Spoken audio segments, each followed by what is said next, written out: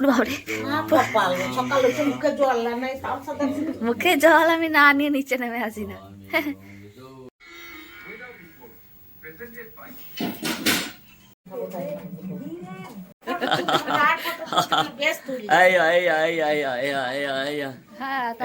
আমার কাজ করে আইবে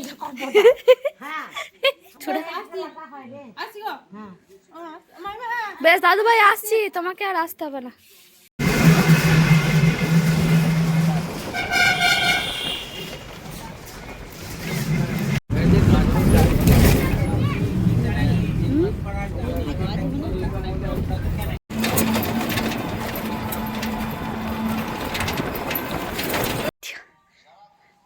গান গান চালাইতে হবে, তবে নাচন হবে। দিদিনকে ঠামু দে দাদা। ও মা কি মিত্তি কই দেখি দেখি।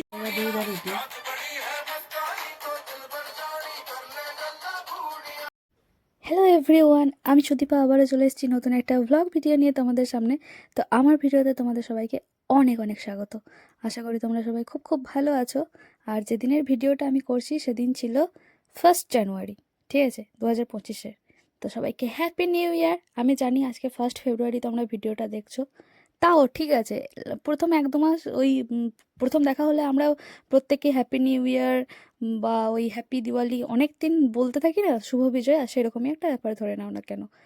তো ভিডিওটা শুরু করছি একদম প্রাকৃতিক পরিবেশের মধ্যে, ঠিক আছে। কিন্তু এই গাছপালাগুলো আর কিছুদিন পরে মার বাড়িতে আর এক্সিস্ট করবে না, বেশিরভাগ গাছপালাগুলোই কাটা পড়ে যাবে। এই যে এই গাছগুলো দেখা যাচ্ছে, সেগুন গাছগুলো, এগুলো আর থাকবে না, ইনফ্যাক্ট নেই। আজকে আমি খবর পেলাম, মানে এই যে 31 জানুয়ারি রাতে আমি ভিডিওটা এডিটিং করছি, তখন আমি খবর পেলাম যে এই গাছগুলো অনেক কাটা হয়ে গেছে। আমার তো প্রচণ্ড কষ্ট লাগছে যে গিয়ে বাড়িটাকে দেখবো হাঁ হাঁ করছে চারিদিক, মানে খাঁ খাঁ করছে। আমি এই গাছপালা থেকে হঠাৎ করে আউট হয়ে যাওয়া, এটা প্রচণ্ড বুকে লাগে, মানে প্রচণ্ড কষ্ট লাগে কেউ গাছপালা কেটে দিলে। আমি আমার বাড়িতেও যখন কোনো কারণে কাটা হয়েছে, আমিও তখন মানে প্রচণ্ড রকমের সবার সাথে ঝগড়া ঝামেলা করেছি। এই যে গাছগুলো দেখাচ্ছে, এই গাছগুলো এখন আর নেই। মানে আমি ভিডিও দেখছি, আমি ভিডিও করে রেখেছি, এরপর এগুলো নেই ভাবতেই আমার কেমন যেন লাগছে। যাই হোক, ইচ্ছাকৃত নয়, কিছু কারণবশত মানে প্রয়োজনবশত কাটা হয়েছে আর কি। যাই হোক, সেগুলো হয়তো পরে কখনো বলবো, যদি বলার মতো প্রয়োজন, মানে বলার প্রয়োজন বোধ করি তবে।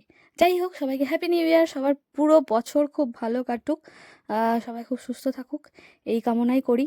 তো 1 জানুয়ারি প্রথম দিনটা আমি অর্ধেক মামার বাড়িতে কাটিয়েছি আর অর্ধেক নিজের বাড়িতে কাটিয়েছি, ঠিক আছে। তো যাই হোক, সারা বছরটা হয়তো এরকমই কাটবে, অর্ধেক মামার বাড়িতে অর্ধেক বাড়িতে, যদিও আমার এরকমই কাটে। যাই হোক, 1 জানুয়ারির আমাদের মুড়ি খাবার ছিল হচ্ছে বেগুন পোড়া। মানে বেগুন পোড়া দিয়ে শুরু হয়েছে দিনটা, বুঝতে পারছো কি অবস্থা। তো মা বেগুন পোড়া ছিল, দিদা নিজের কাজ করছিল, দাদু ভাই গীতা পড়ছিল। আর এদিকে কী বলতো, আগের দিন দেখালাম না ভিডিওতে যে পিঠে করা হয়েছিল, দিদা এইগুলোই রাখছিল। এগুলো একটা মানে কাঁচা গামছায় আর কি ঢেকে রাখা হয়েছিল, কিছু তো ঢেকে রাখতে হবে, তো এগুলো খাওয়া হবে, একদিনে তো খাওয়া হয় না। দাদুভাই এদিকে গীতা পড়ছে। সেদিন ঠান্ডাটা বেশ ছিল, বেশ মানে ভালোই ছিল বছরের শুরুতে। যাই হোক, শীতকালে ঠান্ডা না থাকলেই কীরকম যেমন বেমানান লাগে, তাই না? ঠান্ডা থাকলেই বরঞ্চ ভালো লাগে। কি সুন্দর দেখো এই যে গাছপালাগুলো দেখছি। যাই হোক, এই গাছপালাগুলো হয়তো আছে। তারপরে এই যে আমি আমার কাজ শুরু করে ফেলেছি, কারণ প্রথম দিনে কাজ করলে সারা বছর কাজের মধ্যে দিয়েই থাকবো, এটা আমি বিলিভ করি। যদিও এইরকম কাজ আমি চাইছি না, যাই হোক না কেন। তো পেঁয়াজ কাটছিলাম আমি, কেন বলো তো, ওই যে মুড়ি খাবো বেগুন পোড়া দিয়ে, তো সেটা তো কাঁচা লঙ্কা, কাঁচা পেঁয়াজ, সর্ষের তেল, লবণ এগুলো দিয়ে তো মাখতে হবে, নাহলে তো টেস্টি হবে না। ওই জন্য আমি পেঁয়াজটা কাটছিলাম আর কি, সরু সরু করে। তো মা তো ওইদিকে কাজ করছিলো, দিদাও কাজ করছিলো, ওই জন্য আমিই কেটে নিচ্ছিলাম, কি আর করবো, কাজ ফাজ করি। তো সেটাই আর কি দেখাচ্ছিলাম ভিডিও করে, আর কিছুই না, এরকমই একটা ব্যাপার। যাই হোক না, মানে ভিডিওটা যখন শুরু করেছি তখন ভিডিওটা করতে হবে, তো সারাদিনে যা যা করছি সেটাই এক্স্যাক্টলি দেখানোর জন্য। তো অনেক দিন ওখানে গিয়ে ছিলাম আর কি। তো সেদিন ছিল ফাইনালি বাড়ি ফেরার পালা, কারণ বাড়ি ফিরতে হতো। তারও কিছু কারণ ছিল, যাই হোক সেই কারণগুলো আর বললাম না, কারণ ছিল আবার কি, অনেক দিন তো মামার বাড়িতেই ছিলাম, ওই জন্য বাড়ি ফিরছিলাম। আর আরেকটা কারণ ছিল, সেটা হিডেনই থাক, যাই হোক। তো আমি যে কি কাজ করছিলাম সে আর বলতে, বুঝতেই পারছো কেমন টুকটুক টুকটুক করে পেঁয়াজ ছাড়াচ্ছি। আসলে আমি না ওইভাবে মানে একদম ধীরে সুস্থে প্রপারলি ওয়েতে কাজ করি, না হলে আমার পোষাই না। আর ঠিক এই কারণেই আমার অন্যের ওই পেঁয়াজ ছাড়ানো, আলু ছাড়ানো, মানে রান্নার সময় যে সবজি কাটা, ওগুলো আমার ঠিক পছন্দ হয় না। যাই হোক, কি আর করবো, খাইতে যখন হইব তখন নিজেকেই করতে হইব, মানে আমি নিজেই করতে পছন্দ করি আর কি। বিশাল কাজ পারি এরকমটাও কোনো ব্যাপার না। যাই হোক, একদিকে যেমন ভালো লাগছিল যে অনেক দিন পর বাড়ি ফিরবো, কারণ বাড়ি ফিরে হচ্ছে ওই যে নিজের বিছানাটা বা নিজের জায়গাটা, ওই যে একটা কোণে থাকি, একটা সাইড, ওটাই আর কি। যাই হোক, তো মুড়ি খাওয়া দাওয়ার পর স্নান টান করে রেডি হয়ে গেছি, মানে দুপুরবেলা আর কি বাড়ি ফিরবো। তো বাসেই যাব এবার। যেহেতু মার বাড়ি থেকে আমাদের বাড়িটা বেশ কিছুটা দূর, এবার মাঝে মাঝে যান্ত্রিক গোলযোগ হয়, বাস ঠিকঠাক চলে না, লেট করে, রাস্তায় জ্যাম থাকে, হাজারো একটা কারণ। তো সেই কারণে উম, ওই আর কি, আহ, সেই কারণেই আর কি তাড়াতাড়ি বেরোনো। 1:06 বাজে তখন আর কি, ভাত খাওয়ার সময়। স্নান করে রেডি ফেডি হয়ে ভাত খাবো, আর দেখছো একটা মেসেজ এসছে আমার মোবাইলে, কি সুন্দর, খুব সম্ভবত ব্রাউজার থেকে এসেছিল, হ্যাপি নিউ ইয়ার বলে। যাই হোক, তো শোনো, সবাইকে একটা কথা বলি যে হ্যাপি নিউ ইয়ার তো হলো, নতুন বছর নতুন শুরু, সবার জীবনেই নতুন শুরু। তো প্লিজ তোমাদের কাছে আমার একটাই চাওয়া, যে তোমরা প্লিজ আমার ভিডিওগুলো দেখো, লাইক কমেন্ট করো, শেয়ার করো। আর যারা নতুন দেখছো তারা প্লিজ আমার চ্যানেলটাকে সাবস্ক্রাইব করে দিও, ঠিক আছে?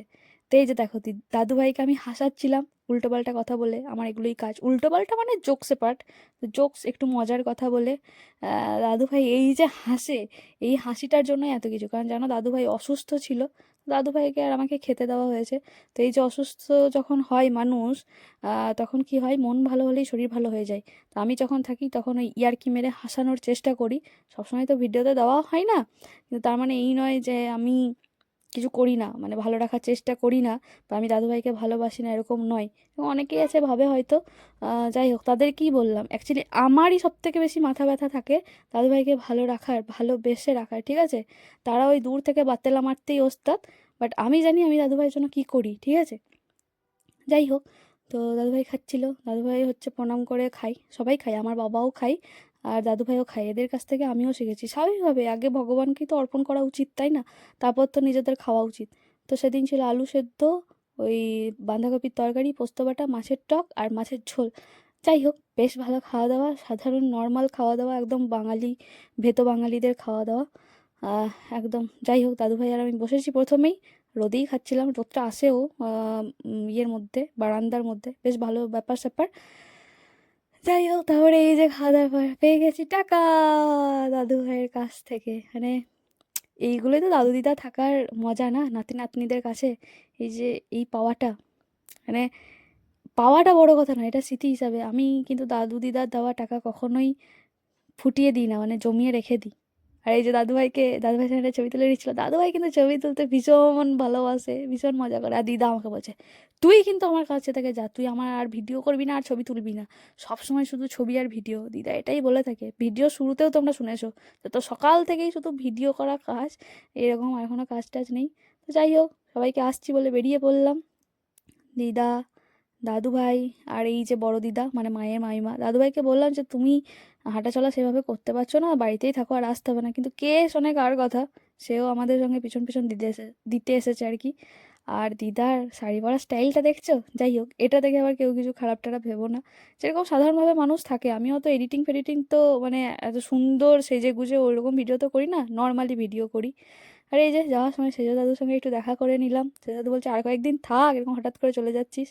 আর এই যে এটা হচ্ছে আমাদের মামার বাড়ির ধর্মরাজ মন্দির, এর পাশেই বড় দাদুকে সমাধি দেওয়া হয়েছিল ওই বেড়ার মধ্যে, প্রথমে ওটাই দেখালাম।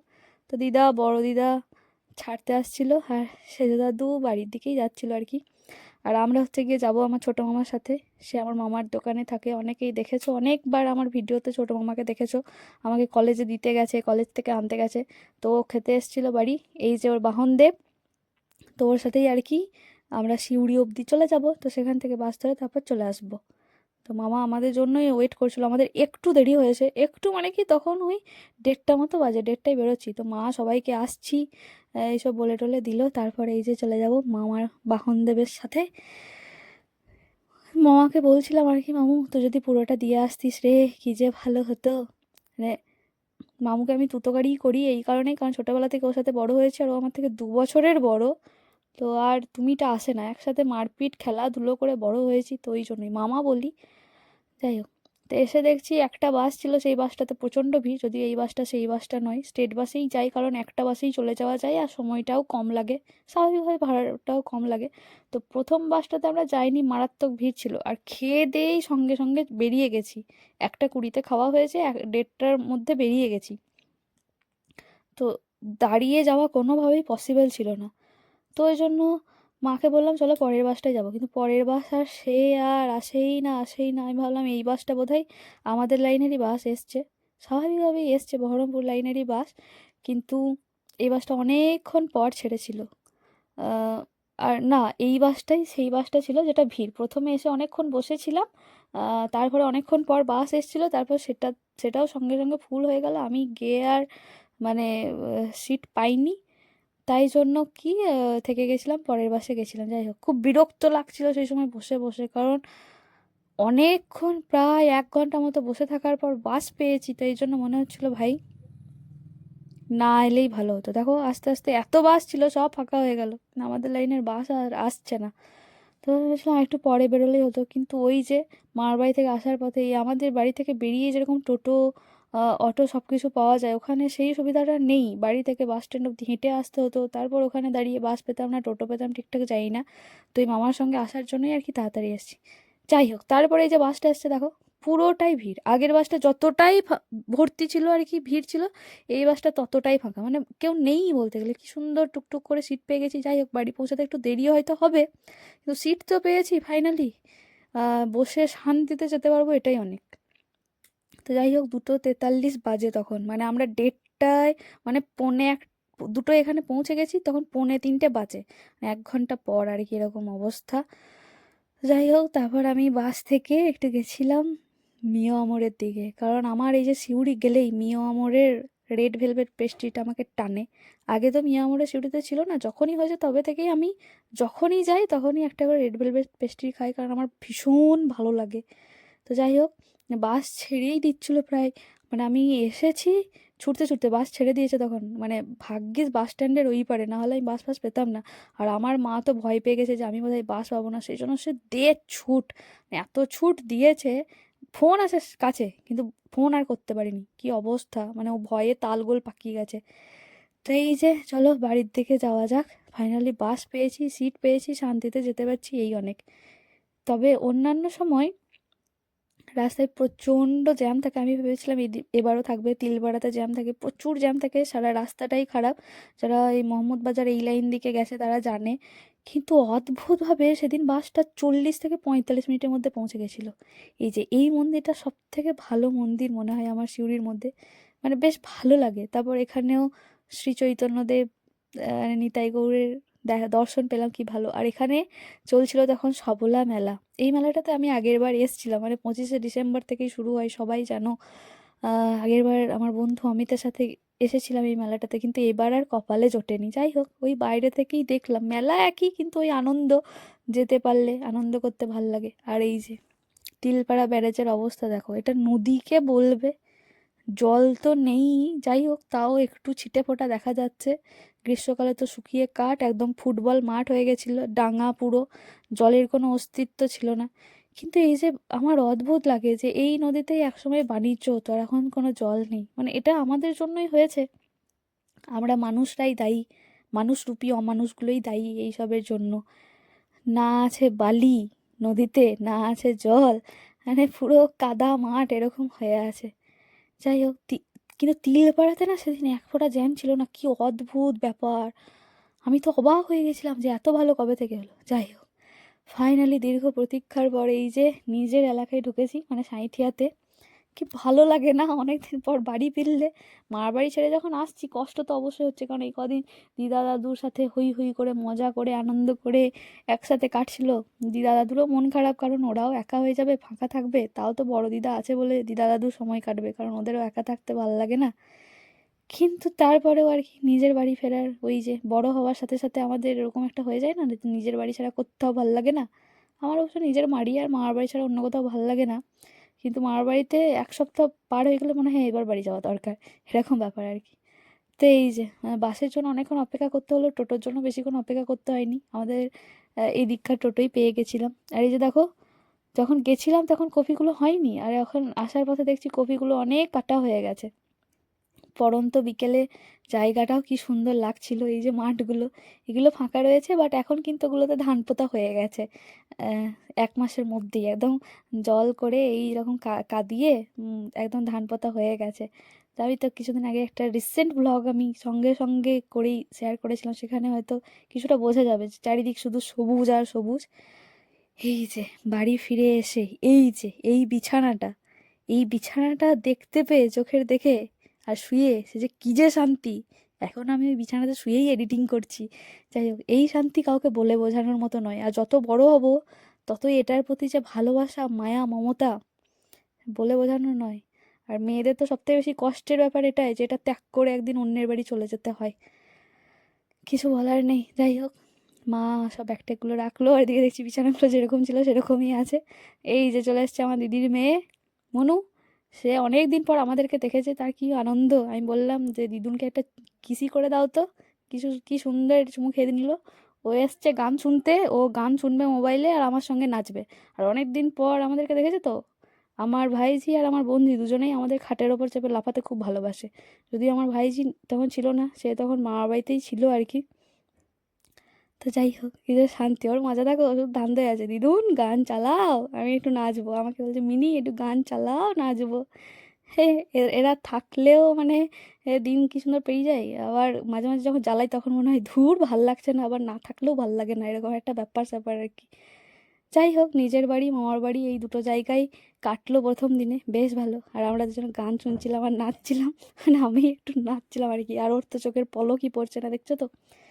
তো যাই হোক, আজকের ভিডিওটা সবার কেমন কি লেগেছে সেটা কিন্তু অবশ্যই কমেন্টে জানিও। আমি নতুন বছরে আশা করব যে তোমাদের প্রচুর প্রচুর কমেন্ট পাবো, প্রচুর প্রচুর সাপোর্ট পাবো, প্রচুর প্রচুর লাইক পাবো, প্রচুর প্রচুর ভালোবাসা পাবো। কারণ সিরিয়াসলি কোনো আশা নিয়ে চ্যানেল সেভাবে খুলিনি, কারণ আমার চ্যানেল খোলার কারণটাই হচ্ছে যে নিজেদের পরিবারের যে বিশেষ বিশেষ মুহূর্তগুলো সব তো আর মোবাইলে রাখা সম্ভব হয় না, অত তো স্টোরেজ থাকে না। তো সেটা ফেসবুকে রাখা বা ইউটিউবে রাখা, যাতে করে আর কি পরবর্তীকালে দেখতে পাই। কিন্তু তবুও একটা তো আশা থাকে যে ফ্যামিলির মানুষজন বাড়ুক, চ্যানেলের সদস্য সংখ্যা বাড়ুক, তাদের সঙ্গে আলাপ পরিচয় হোক, তারা কমেন্ট করুক, তাদের সঙ্গে কথাবার্তা চলুক, তাদের সাপোর্ট হোক, এই আর কি। তো যাই হোক, সেদিন না পেস্ট্রিটাতে ওই জাস্ট স্মাইলি দেয় সেটা দেয়নি, ওই ছাতার ডাঁটের মতো কিছু একটা দিয়েছিল, ওটাই দেখালাম। আর সেদিন খাওয়া দাওয়া ছিল, বাপি মুড়ি খেয়েছিল, কারণ হচ্ছে আমরা এগরোল খাবো, বাপিকে আনতে বলেছিলাম। বাপি তো মুরগির ডিম খাই না, ওই জন্য মানে মায়ের সেদিন শরীর খুব খারাপ ছিল, সেই জন্য মা আর কিছু করতে পারেনি। তাই বাপি আমাদের দুজনকে দুটো এগরোল এনে দিয়েছিল, একটাতেই পেট ভরে যাবে, আর বাপি ওই জন্য দুধ মুড়ি খেয়ে নিয়েছিল। তো এই ছিল সেদিনের। সেদিন ভালো মন্দ আর কি খাওয়া হয়নি, যদিও খাওয়ার খুব একটা মেজাজ ছিল না। তবে আমার কাছে এগরোলটাই অনেক ভালো মন্দ খাওয়ার আর কি। আহ, তো যাই হোক, এই ছিল সেদিনকার ভিডিও।